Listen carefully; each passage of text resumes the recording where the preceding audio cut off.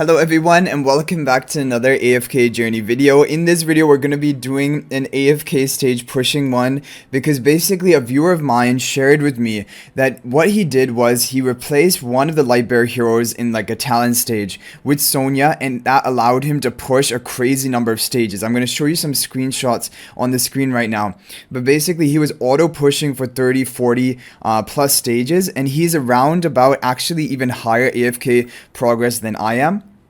And he has even lower levels than I do. Now the only thing that will be a difference is that I do not have the blast charms for Tasi, and the blast charms he has them, and definitely they're going to be a big upgrade for the lightbearer Tasi team. So I don't know how much work Sonja is doing and how much work the blast charms of Tasi are doing, but basically try to get blast charms onto Tasi as quickly as possible because this is going to be really good for your talent stage pushing, and of course for PvP as well. Blast charms are just the best charms for Tasi, giving her the attack and also ultimate power for longer duration of her hypnotization and more damage from the hypnotization damage per second.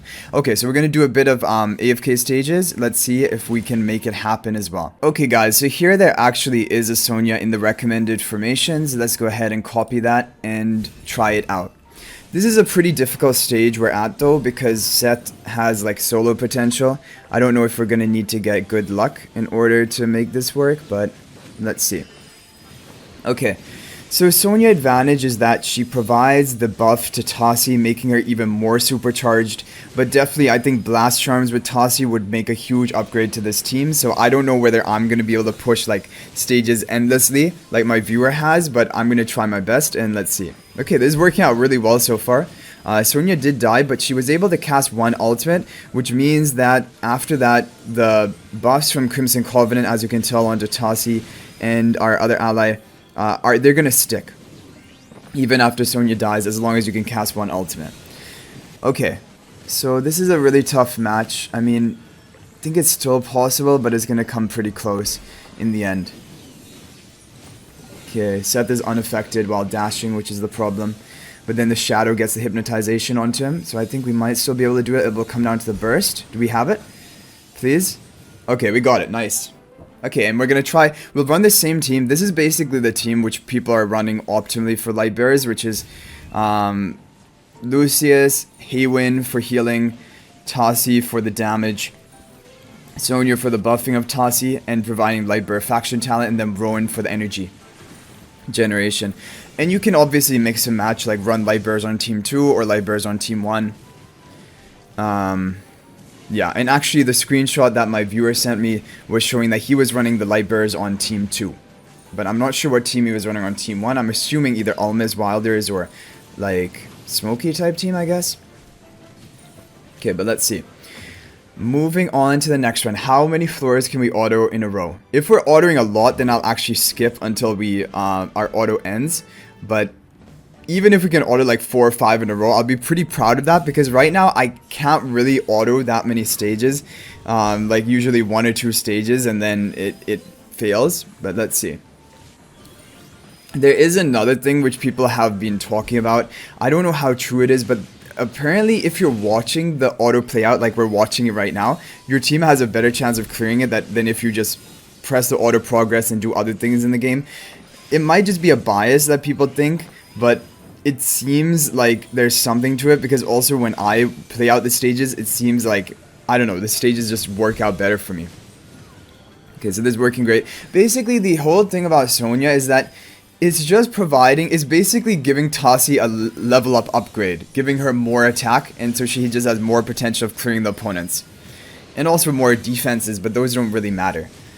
And because like she gets buffed up, then I'm assuming her shadows will also share the attack buffs. I'm not entirely sure on that, but yeah. And even right now, my lightbearer faction talent tree is one of the least invested in, because like the final node of stage 3, which only allows you 1 extra cast after your hero dies, I thought it wasn't worth it to go for that, because like when you're watching these stages, the Rowan or the Tasi are not dying, and if they die, then it's pretty much game over for me at that point.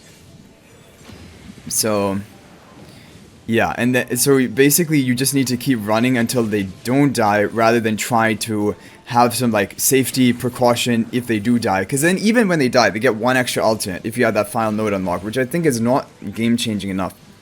Okay, this was a bit of a like messy fight, but I think we are gonna get in the end, just because it's like the second team, and so it's quite a bit weaker than the first team. So even without great RNG, I think Miss Wildest should be able to deal with it pretty easily. But this just shows you basically another great use of Sonja. But definitely, I'm missing out on the blast charms. I went for crafting the arcane charms onto Sonja, which is not a smart decision, but I did it because I wanted to see her full potential in Dream Realm testing, like in today's Snow Stomper boss. And even then, I wasn't able to get a great score because I didn't have enough runs left. But it would have been better if I crafted the tasi charms here, no doubt about it. But of course, giving the skill power to Sonja is going to increase the buff she gives to tasi. That is also improving this team. So here we go, we're on a pretty good roll so far. And looking really solid, honestly.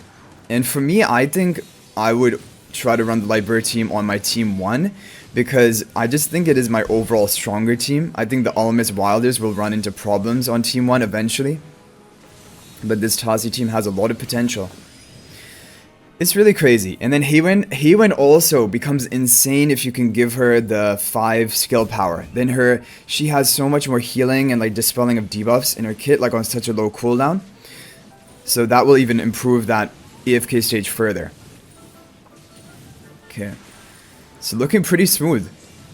Yeah, I mean, at this rate, we're going to keep going for a while. But it's just, yeah, it's really cool. I think it's nice when there is a hero which will help you in AFK stages. And not just a niche type of hero, but helps you like on each and every stage. And that is kind of what Sonja is doing. Because there's never not going to be a time where you will not want to like a buff onto your tasi to solo the enemy team. And Sonja is the highest form of a buff you can receive for a single hero. And also she fills out the lightbearer faction talent. So she's serving 2 roles. Because when you consider the buff actually goes up to 54% attack buff. The base is just the 21% with 5 skill power, but then you get 5.5% every 6 seconds for 36 seconds, so that's 6 times. And 6 times 5.5 is 33%. So 33 plus 21 adds up to 54%, which is pretty crazy. Yeah, again, looking like an easy clear over here. Wow, so this is amazing. So big credit to my viewer for coming up with this, thought about this idea and shared it with me. Because I did do AFK stage testing with Sonja on All Great Gamers account when we recruited for her. But we only did 1 stage and it seemed really good because of the fact that she just buffs up tasi, making it like an improved version of the lightbearer buff style comp. But this is actually showing it in action even on my account, doing really well. So this is like just cementing the fact that basically Sonja and tasi, these are 2 heroes for this season that you want to try to get to Supreme Plus. Both are pretty good in PvP. Tasi arguably is better in PvP in my opinion. Both are good in AFK stages. Tasi is better in AFK stages by a long shot. Sonja is just enabling, like buffing the tasi. And but for a Dream Realm, Sonja has uses, and of course tasi is not useful for Dream Realm. Okay, let's do one more run. This is like, this is fun, and this is honestly crazy. I seriously wonder how far is this gonna go. Oh no, we're running to Shakira.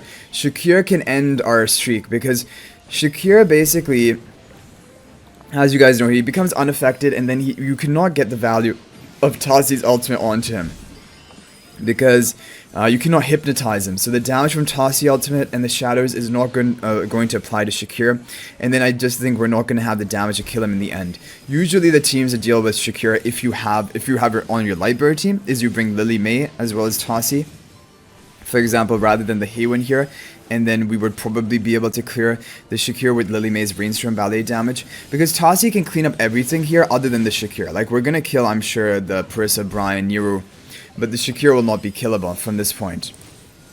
So that is basically gonna put this streak to an end. But okay, they're running Talion. And on the second team, okay, this is the other option. If you have Talion built, then Talion is great for the first team. And then on the second team, you can go for, rather than Faye, we can just go for Sonja, basically to buff up, and I think that will be better.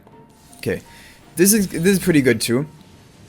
Of course, we'll need Talion to be built up in the Hypogean Celestial tiles, but this is a really strong team, of course. We already knew that, Talion and Scarletta Fresco with your buffed up tiles. But let's see whether we're going to be able to clear, because the Shakira did cast his ultimate here. I think we will be able to clear, because we just have too much damage with the Talion, the smoky blue aura, eventually. Yeah, it blows them up. So this is actually probably the first team he's running, and he's running the lightbearer team on team number 2. So let's do a couple more runs with this and see what happens. Okay. Yeah, but this is awesome. Like, it's so like I said, it's nice when you can use the hero in multiple ways. And for the other heroes for this season, Nara is a hero you only need 1 copy of for AFK stages. In PvP, she's not really relevant. She's not as good as Sonja and Tasi. So I wouldn't even like have any need to recruit for her beyond 1 copy. Or gradually over time, you can keep her on your wish list. And Hodgkin right now has not been game-changing for anything. He's just fine in PvP. Again, not a needed hero and not as important as Sonja and Tasi, even for PvP. But of course, Sonja and Tasi have uses outside of PvP, making them like a must-pull status. I do consider both Tasi and Sonja must-pull, and getting them ideally to Supreme Plus as quickly as you can. And then in the next season, when we have these heroes added to the season store, it will be priority. In my opinion, I still think Tasi to Paragon is more important, because Tasi is really the PvP hero. Sonja is fine in PvP. She's good on with the Molly buff tile heroes, buffing them up. But honestly, if you guys watch the video I just uploaded before this, you will see that really having more like kill threat is usually better than Sonja for slow ramping up the buffs, but it still is a good option. Like if you don't, like for one of your Supreme Arena defenses, for example, you can always incorporate Sonja and it can be good. Okay, this was a bad fight because my Scarletta was like, nope, we don't want to have them in the blue aura. We're just gonna try to solo them with our raw damage. We might be able to do it. I mean, Talion damage is so much. Look at the Talion damage, especially after the blast charms. She's just gone to another level.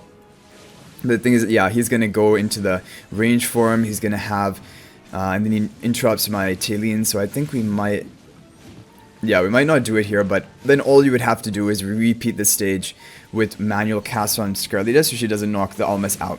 But basically, this video hopefully shows you guys an idea of the potential of Sonja in AFK stages. You can push a lot with them. And yeah, it's just improving the lightbearer comp. But anyway guys, I hope you enjoyed the video. Thank you for watching. That's going to be it for this one. I'll hopefully see you guys in the next video. And until then, everyone, peace out for now.